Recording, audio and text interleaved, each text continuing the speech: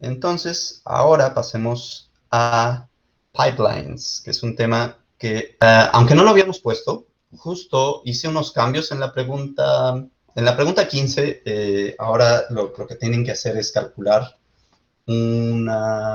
hacer un ajuste, ya sea con regresión lineal, lazo o regresión, ridge regression, elegir, bueno, más bien ajustar a la base de datos de house prices, uno de estos tres métodos, o pueden agarrarse una combinación de esos tres y lograr cierto error en el grupo de test. Entonces, ahora vamos a ver un tema bien bonito. Ya me hemos visto varias veces esta página de Housing Prices, ¿no? Y, o sea, si ustedes googlean Kaggle House Prices, este va a ser de los primeros resultados. Ahora, ¿cuál es en sí lo que tienen que hacer? Pues tienen que bajar estos conjuntos de datos, o sea, ya con su cuenta, que ya habíamos platicado un poquito de esto, y bajan tanto el test como el train, ¿no?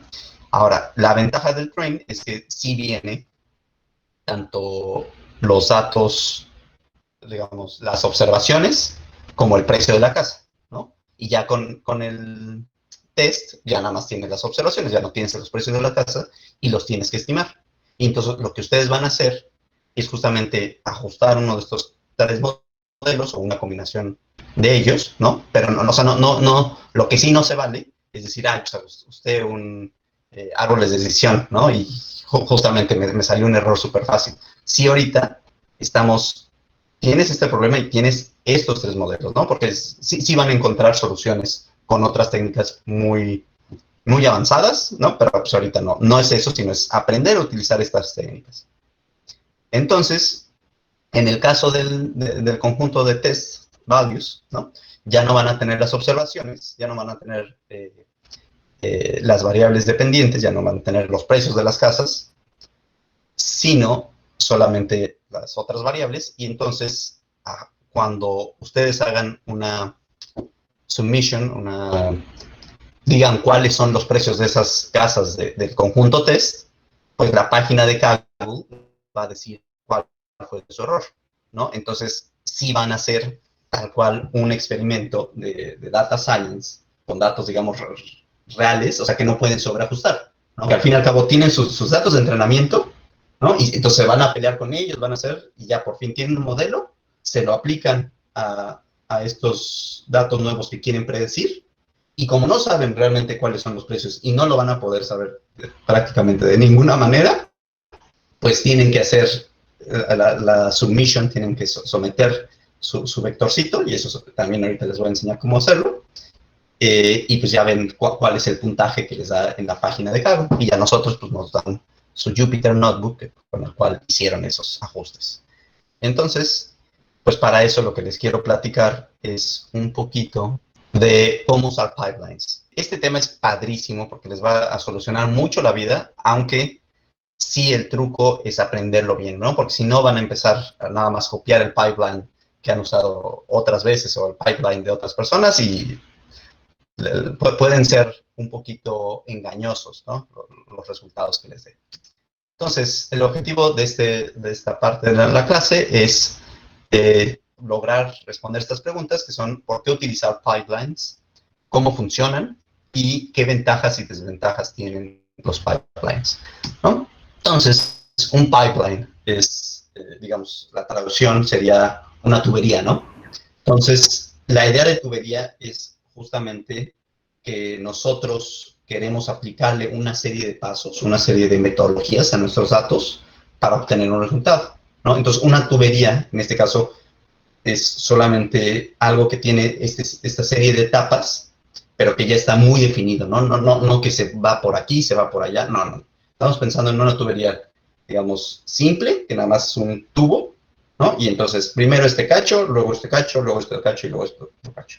Entonces, esto nos va a permitir justamente, si tengo unos pasos de limpieza de mis datos, pues ya definir esos pasos de limpieza como parte de mi pipeline, ¿no? Y entonces, digamos, tengo limpieza de mis datos, tengo ajuste de modelo, ¿no? Y luego tengo ya estimación. Entonces, me agarro ese pipeline y ya nada más se lo aplico a los otros datos. O sea, ya no tengo que volver a acordarme, ay, es que yo había cambiado los nulos de estas columnas por esto o aquello, ¿no? Sino que ya lo hacemos de una manera sistematizada. Ahora, justamente ahí está el truco, de que cuando uno empieza a sistematizar las cosas, pues tiene que ser muy inteligente en no empezarlo a hacer nada más a lo automático, ¿no? Entonces, los pipeline son comandos que se utilizan para encadenar múltiples pasos de un análisis de datos, ¿no? Esa es, digamos, la definición gruesa que nosotros podemos pensar de ellos.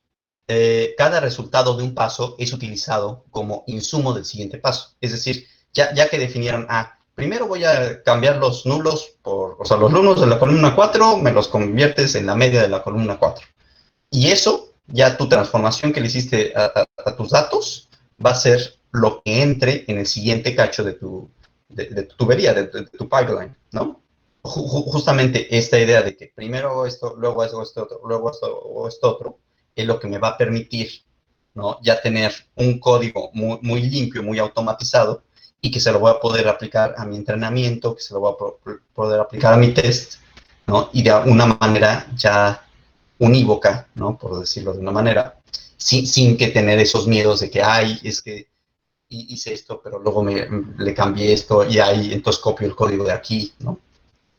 Y facilitan entonces el uso de algoritmos para preprocesamiento sobre un conjunto de datos, tanto de entrenamiento como de prueba.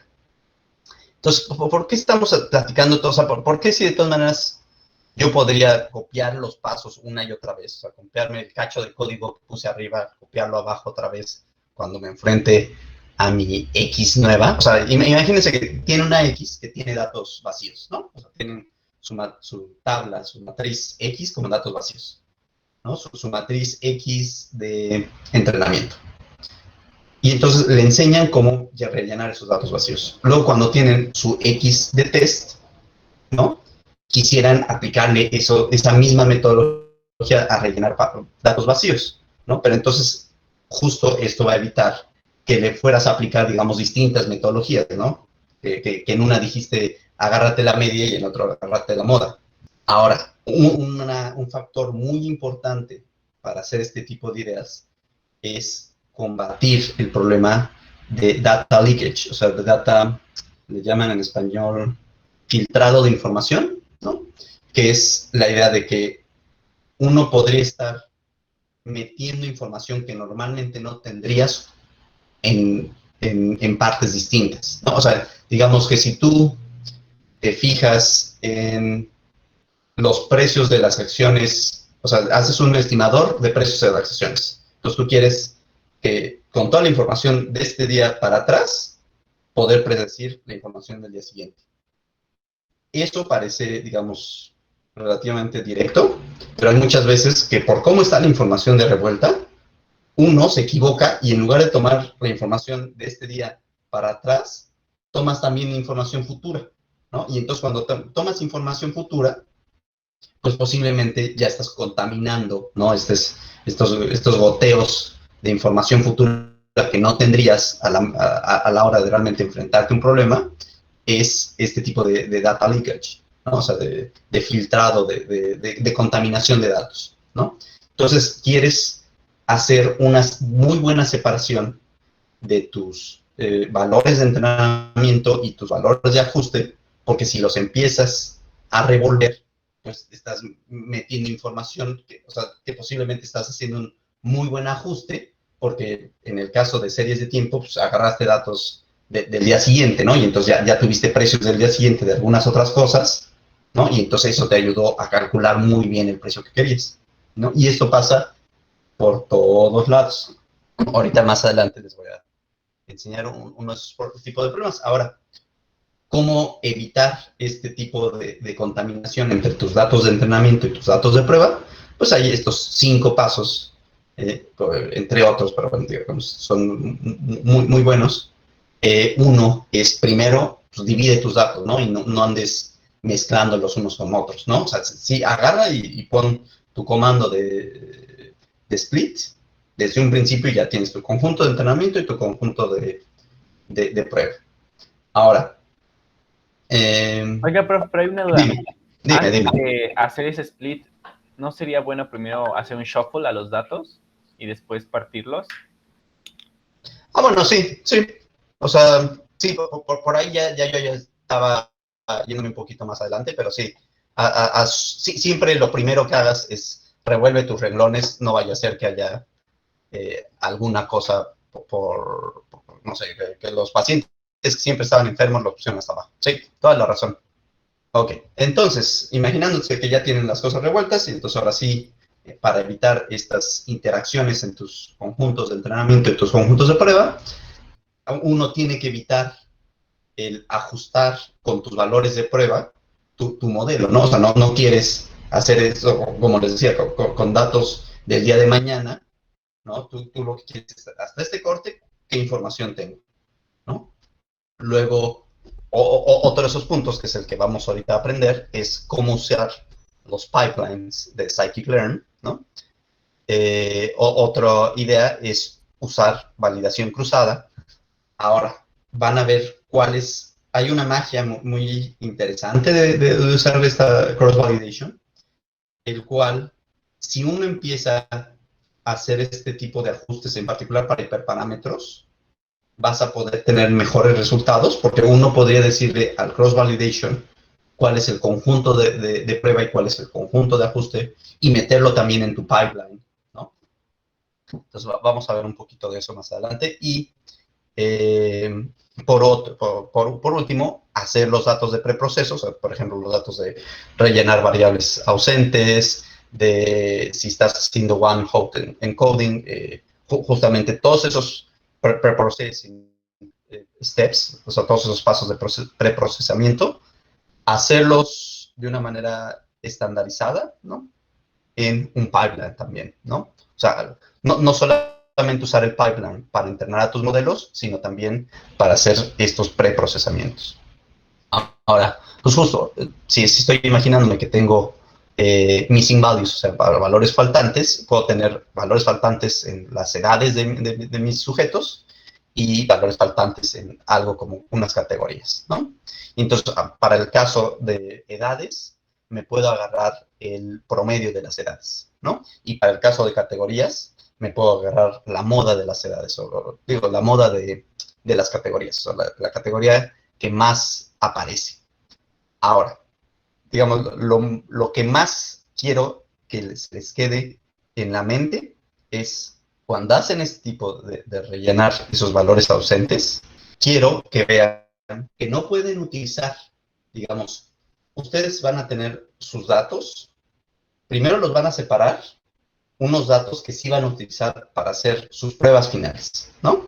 Que digamos, esos datos nunca con los que se quedaron, uno vuelve a decir, ay, es que cacho de esos los son de entrenamiento y cachos de prueba, ¿no? Y con eso hago un cross-validation, hago varias cosas. Pero lo que me interesa es que cuando agarran sus datos para calcular esos promedios, por ejemplo, o sea, si quiero rellenar la columna de edad, solo utilicen los datos de su entrenamiento.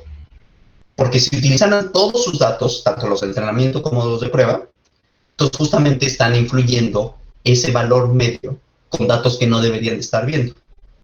Y análogamente, cuando agarren la moda, no agarren la moda de todos los datos, sino agarren la moda de justamente sus datos de entrenamiento, ¿no? Es decir, si ustedes agarraran la moda completa, posiblemente están justamente haciendo este filtrado de información, donde están utilizando información que no debería aprenderse su modelo, ¿no? Para hacer esos cálculos, ¿no? Tanto para si estoy rellenando un valor numérico como si estoy rellenando un valor categórico. Ahora, si cometen ese error, pues justamente su modelo va a estar mal ajustado y cuando, por ejemplo, en la tarea, ya no, que hay un grupo de datos que sí nunca saben cuáles son los valores, los precios finales, pues ese grupo de datos no lo pueden ocupar para hacer su ajuste de cómo rellenar los missing values, ¿no? O sea, ese grupo de datos lo tienen aparte, porque ustedes entrenan con este otro cacho de datos, no con el cacho que están utilizando para prueba. ¿Queda claro esa parte? O sea, eso es, digamos, lo más importante que les quiero decir hoy. no utilicen los datos de prueba para rellenar los datos faltantes.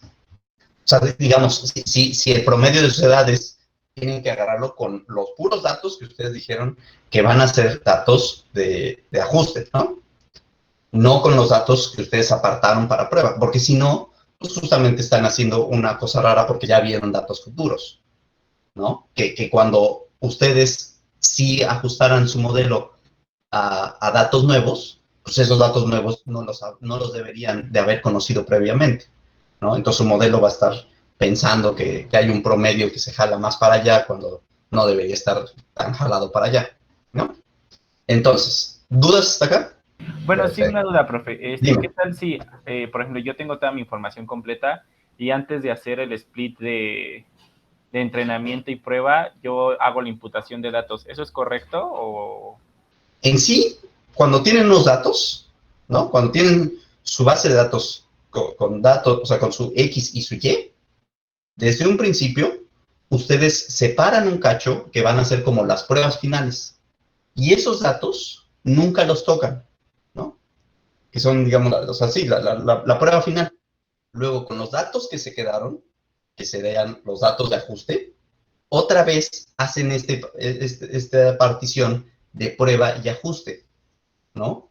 Pero lo feo es que le volvemos a llamar datos de prueba y ajuste, ¿no? Aunque realmente haya otros datos de prueba que eran los de prueba final y unos como datos de prueba parcial, ¿no? Pero sí, si tú estás agarrando datos que tu modelo no debería haber visto, ¿no? para rellenar estos valores faltantes, pues estás haciendo cosas mal, porque al fin y al cabo, cuando tú le digas a tu modelo, ya lo apliqué a mi app, ¿no? Ya lo apliqué a mi página web, y ahora van a llegar nuevos suscriptores, nuevos clientes, nuevos primas, nueva información, pues no vas a poder hacer ese rellenado de variables con variables que no habías, que vas a ver en el futuro, ¿no? Entonces, justo por eso, tu modelo tiene que estar de tal suerte bien entrenado para que con datos que sí conoce al momento, rellenar esos valores faltantes, ¿no? Entonces, otra cosa, por ahí nada más, es un ejemplo gráfico de cuando uno hace one hot encoding, que es cuando tengo varias categorías, pues justo ponerle un 1 en la columna que apareció, ¿no? O sea, si tenía que en el primer renglón tenía rojo, en el segundo azul, en el tercero verde y en el cuarto otra vez azul, pues cuando one hot encoding me sale esto, ¿no? O sea, me sale que esta columna que me dice si sí o no es rojo, pues tiene un 1 aquí, ¿no? Si sí o no es azul, tiene un 1 aquí y uno acá, y si sí o no es verde, tiene un 1 acá. ¿Por qué ahorita me estoy desviando un poquito en esto? Porque tanto one hot encoding como missing values los vamos a utilizar para rellenar nuestros, para utilizarlos como pasos de nuestros pipelines, ¿no? Por eso me interesa dar una pequeña refrescada de estos conceptos. Y ahora sí, digamos, una idea de cómo están funcionando mis datos, ¿no? Aquí tengo mi pipeline y le digo, bueno, en primero vamos a preprocesar, ¿no? Vamos a fijarnos en las columnas que le digo numéricas y las columnas que digo categóricas. Aplico mi función simple imputer y a las numéricas le digo agárrate la media y a las categóricas agárrate la moda, ¿no? Y a las numéricas luego además le aplico un escalamiento y a las categóricas le aplico un one hot encode, ¿no? Entonces ya hice estos pasos y cada vez que tú me des una X, yo se lo aplico le aplico la pipeline, ¿no? Le aplico esta tubería y entonces se dice, pues numéricas, categóricas, tengo que rellenar de esta manera, tengo que hacer one hot encoding y luego mi linear regression, ¿no? Y ya, y entonces ya nada más yo le aplico la X y ya de regreso me da el valor Y, ¿no? Y entonces algunos comandos que vamos a utilizar ahora sí cuando hagamos esto de pipelines, pues va a ser un make pipeline que nos permite justamente generar estos pipelines, que va a ser este comando que le vamos a decir, bueno, hazme un one hot encoding, hazme un simple imputer en tales columnas, hazme tal paso y luego coma un linear regression, ¿no? Entonces, este comando van a ver qué belleza es, ¿no? Que justamente uno pone todos los pasos, ¿no? Solo separándolos uno tras otro por comas, o sea, el nombre del comando, coma, el nombre del comando, coma, ¿no? El simple repeater, que ya lo hemos visto en otras ocasiones, y pipeline fit, que justo como ya estoy pensando que si tu pipeline, o sea, pues sí podría ser un pipeline que solo sea un preprocesamiento, ¿no? Que sea solamente el cacho donde limpio, acomodo, pongo nuevas one-hot encoding columnas y ya, ¿no? O sea, puedo hacer un pipeline que solo sea preprocesamiento. Y además, una observación que más adelante vamos a ver un poquito con más detalle, es que puedo hacer pipelines anidados. Que si yo ya tengo un pipeline que es el procesamiento, se lo puedo meter adentro de un pipeline que ya es, digamos, mi pipeline final y que utilice el pipeline de preprocesamiento y luego utilice el pipeline, utilice el comando de un lazo, ¿no? O sea, la lazo regression. Ahora, si tu pipeline, pipe igual a make pipeline de tales cosas, si a ese al final tiene justamente un modelo que puedas ajustar, ¿no? Digamos, tiene un lazo al final, o sea, bueno, un reach regression al final, uno puede luego nada más decirle, bueno, pipeline.fit a x, y, ¿no? Entonces ya no te tienes que preocupar por andar transformando x, sino que ya justamente tú le dijiste a tu pipeline, estas son el preprocesamiento que le voy a hacer a x, y entonces yo aquí ya le suministro la X, digamos, sin depurar, y el pipeline ya la depura en estos pasos, y le suministro la y entonces como al último tenía un reach regression, pues ya hace los pasos de preprocesamiento y al final ajusta con mi reach regression a los valores de Y. Y entonces ya tengo justamente con eso un pipeline de mi modelo ajustado, ¿no? Y entonces yo ya podría aplicar un pipeline de predict, ¿no? Si yo ya anteriormente hice pipeline fit, .fit, entonces con este pipeline predict yo le suministro esta X new o X nuevas, ¿no? Y entonces hace los pasos de preprocesamiento y utiliza el modelo que ya ajustó a mi X, Y para hacer esta nueva cosa. Y entonces ya noten que aquí ya me estoy salvando de tener que decir, de tener un error de este data leakage. Porque entonces, como ya cuando hiciste el ajuste, lo hiciste con los datos que tú tenías de prueba, ya aquí, cuando le estoy suministrando nuevos datos, ya no va a haber ese problema, porque ya desde antes, ya por acá, ya aprendió cómo ajustar el modelo. Ya tiene en su memoria de esta variable que yo aquí le estoy llamando pipeline, ya aprendió ya aprendió cuáles son los parámetros de mi modelo y entonces cuando le doy esta nueva X, pues simplemente la está ajustando. Y ahora pues vamos a ver cuáles son los pros y contras de estos pipelines, que la verdad es difícil decir un contra porque sí es una herramienta genial, pero entonces como pros, pues evitan el data leakage, que ya hemos dicho varias veces, fácil de implementar y de entrenar, mejoran la delimitación de pasos, porque ya nada más dices, ok, estos son mis pasos de data engineering, ¿no? De mi limpieza de datos, ¿no? Y luego estos son mis otros pasos, ¿no? Ya no tengo esa revoltura, ¿no? De tener pasos aquí, pasos allá, y luego copio este cacho de código abajo, sino ya lo tengo muy sistematizado. Y además, una cosa que también es padrísima es que facilítame la lectura del código, ¿no? Y eso es muy bueno, porque ahorita ustedes más o menos escribieron el código, o sea, cuando se enfrentan a un proyecto nuevo, escriben el código y tal vez no lo comentaron tanto, ¿no?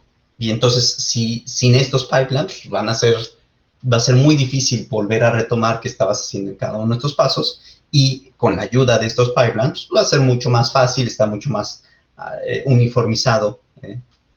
Y ahora, como contras, pues puedes ocultar peculiaridades de los datos, dado que muchas veces hay una tendencia de que, pues yo ya ocupé mi pipeline de house prices y ahora tengo esta base de datos de asegurados y quieres calcular sus primas, pues aplícale lo mismo, ¿no? Y ya nomás separa las variables categóricas y numéricas y lo mismo, rellénalas. Entonces, como son tan buenos, o sea, los pipelines, como son tan buenos, pueden ser malos, porque entonces hacen que ya no tengamos la finura a veces de revisar las cosas.